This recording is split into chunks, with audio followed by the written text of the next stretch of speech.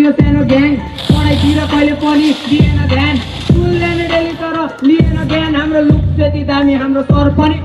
पारी त्यो झोला बोकी स्कुल जान्थे जहिले एसेम्बली सुरु हामी पैड जान्थे जहिले एक हुन्थ्यो कपाल पिडाइ खान्थे जहिले पढाइको बाल थिएन चिनाउँथे जहिले पढाइ राख्थे सर हामी हाँसिराख्ने जहिले चालु हुन्थ्यो क्लास हामी खाइराख्ने जहिले एकअर्काको बिल्ला अनि दिन हाम्रो बित्थ्यो हामीले हल्ला गर्दा अफिससम्म पुग्थ्यो कुनै पिरियड झ्याउ लाग्दा सबैजना सुत्थ्यो घन्टी लाग्ने बित्तिकै टोइलेटतिर पुग्थ्यो उडाइ पनि खाए तर माया धेरै पाए 10 क्लास बनी हामीलाई काम पनि लाए केटाहरू सबै हाम्रो थियो सानो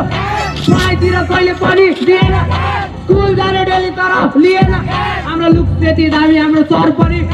केटाहरू सबै हाम्रो थियो सानो पढाइतिर कहिले पनि दिएन स्कुल जाने डेली तर लिएन हाम्रो लुक त्यति दामी हाम्रो सर पनि फर्स्ट बेन्चमा तर होइन हामी टपर कुनै